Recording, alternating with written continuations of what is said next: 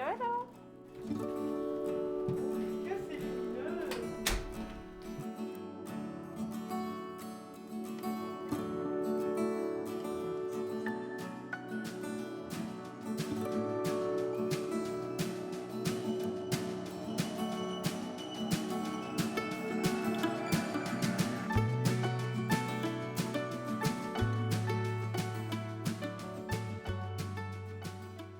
Bonjour Élise.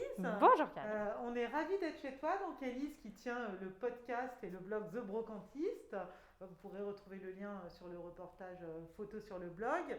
On est ravis donc de découvrir ton appartement où tu habites depuis pas si longtemps, je crois. Non, oui, on a déménagé en juin dernier. Bon, c'est une longue histoire. On a eu quelques péripéties parce qu'on rentrait de Barcelone où on vivait et puis on a été confinés.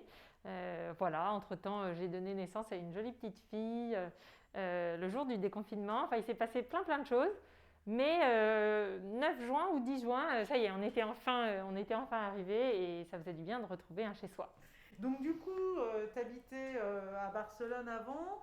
Il y a quelques petites pièces qui viennent de ton précédent appartement là-bas. Oui. Et sinon, donc toi, tu chines beaucoup. Oui. Mais quand je dis tu chines, il y a plein de choses chez toi qui sont finalement des pièces qu'on trouve actuellement au magasin, mais en fait, tu chines pas, t'achètes d'occasion, oui, exactement. C'est vrai qu'on dit chiner, mais on pourrait aussi dire acheter d'occasion.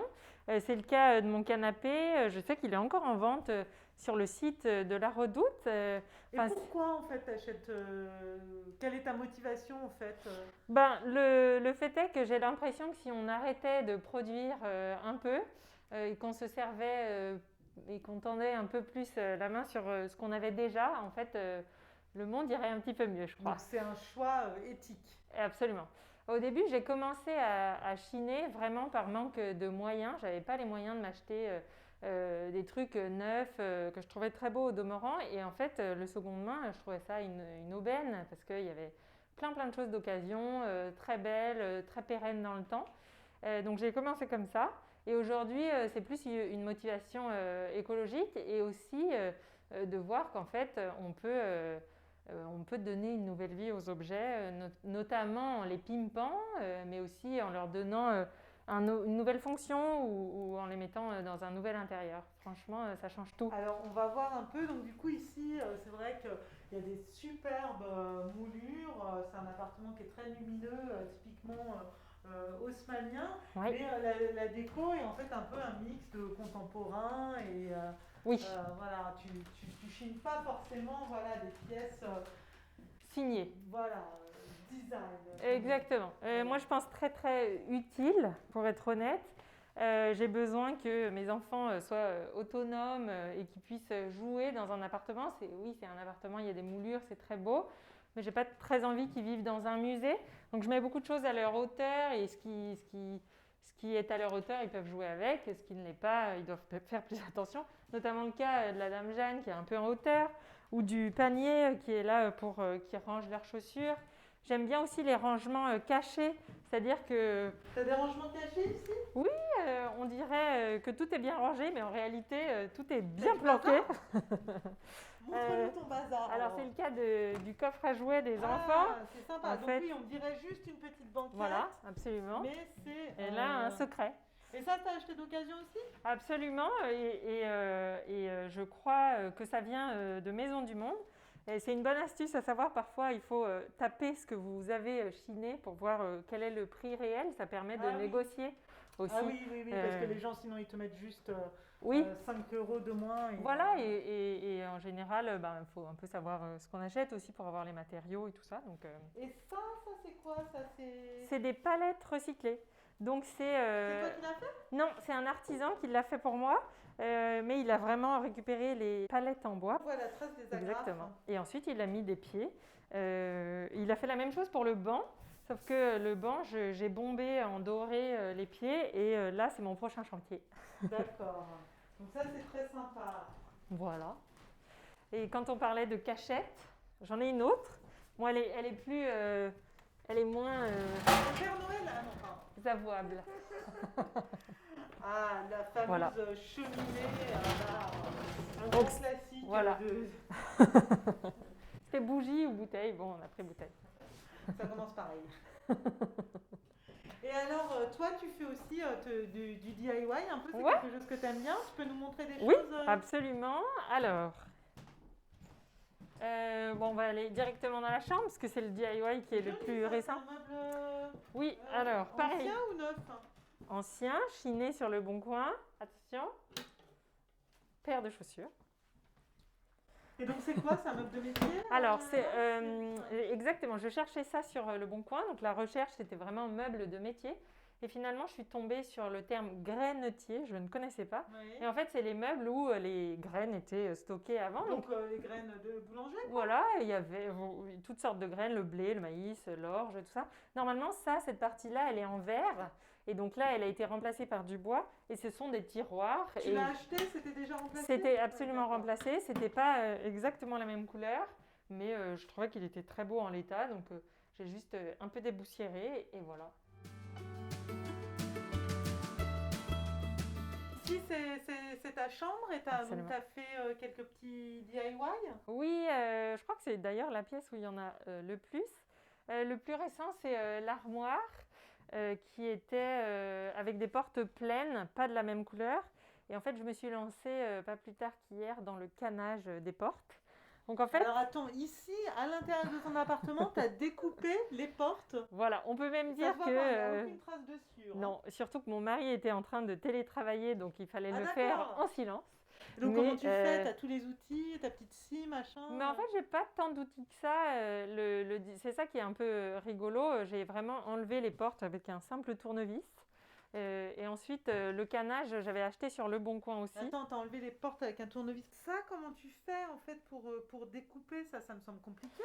En fait, elle était déjà... la porte, elle avait un panneau en bois. Mais le panneau en bois, il était tenu par des petites barrettes. Donc, j'ai fait sauter les barrettes avec un tournevis. Je peux te montrer. Ah bon? Tu restes la porte? Ah ouais? Donc, tu vois, j'ai enlevé la barrette, enlevé le panneau de bois. Et ensuite, le canage, il faut savoir que ça se mouille, ça se travaille mouillé. Donc, ils ont fait un petit bain dans la baignoire. D'accord. Ça, le DIY, tu pourras le partager avec nous? Je pense avec que ça plaisir. va intéresser les gens. Avec plaisir, surtout que je ne pensais pas arriver à quelque chose d'aussi droit. Je m'étais dit, mon Dieu, ça va être tout tordu. Et puis finalement, ça a bien fonctionné. Je suis assez satisfaite. Oh, c'est génial parce qu'on sait que le canage est super à la mode et tout, mais ça veut dire aussi que si... dans 5 ans, t'en as marre, tu peux plus voir le canage en peinture, tu peux aussi facilement en fait l'enlever et remettre des panneaux. Ouais, je sais pas. Ces panneaux ou exactement, d'autres, ou de la toile de faire jute. Ouais, ou même y a plein avec du papier peint ou quelque chose comme ça. En termes de prix, c'est un gros avantage aussi parce que cette armoire, je l'ai vue pleine sur La Redoute, elle valait plus de 1 000 €. Parce que c'est une armoire La Redoute? Je l'ai chinée sur Le Bon Coin, je l'ai acheté 180 € au lieu de 1 000 €. La Redoute? Oui. Mais tu as changé ça? Et ben après, j'ai changé les poignées, j'ai mis du canage et en tout Qu'est-ce que c'est? C'est l'armoire parisienne qui est vendue sur le site de La Redoute. Ouais, et ben aujourd'hui, armoire Eugénie. C'est très possible. En tout cas, moi aujourd'hui, j'ai payé 180 € le meuble, plus 100 € de canage, beaucoup d'huile de coude et voilà. Super. Bah, bravo, parce que c'est vrai qu'une grande armoire comme ça en canage, on en voit chez HK Living ou d'autres, ça coûte... voilà, on peut rajouter un zéro. Oui. Voilà.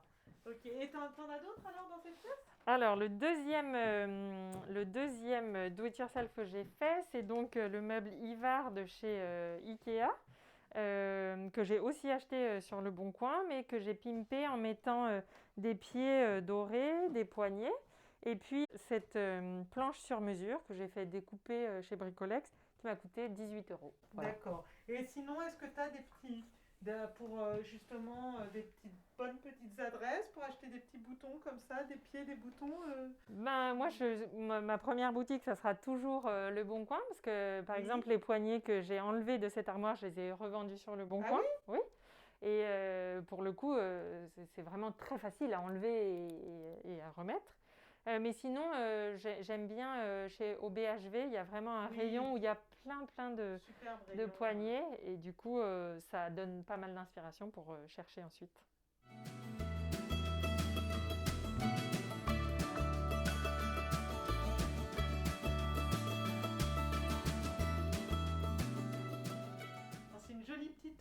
chambre d'enfant, mais alors ici vous êtes locataire, mais tu as quand même voilà, un petit peu décoré le mur. Oui, alors en fait, c'est pas un papier peint, ce sont des stickers que j'ai trouvés chez Ferme Living. Et donc, je ne les ai pas collés en suivant une forme particulière. J'ai vraiment fait ça au feeling, à l'œil. D'accord. Et tu me disais, pour les rideaux, tu les as fait faire Oui, parce que tu vois, la do it yourself, mais pas très couture. oui, en tout cas, ma machine à coudre n'est pas à Paris, on n'a pas la place. Et donc, je pouvais pas attendre. Et j'ai fait appel à une entreprise, une application qui s'appelle Tilly, TI2LI. Et en fait, les couturières viennent sur place, elles prennent les mesures, elles emmènent les rideaux, elles les cousent. Et puis quand elles reviennent, elles les installent. C'est C'est génial. super chouette. Ouais. On ne connaissait pas, c'est génial. Merci du tuyau. Bah, écoute, en tout cas, merci pour cette belle visite, Élise, avec plein de plaisir. petites idées. Alors, vous aurez le reportage aussi photo avec toutes les infos produits sur le blog et aussi ce superbe do it yourself Ouais. à retrouver aussi, voilà, que Élise partagera avec nous. Et voilà, merci de nous avoir suivis. À bientôt. Merci beaucoup.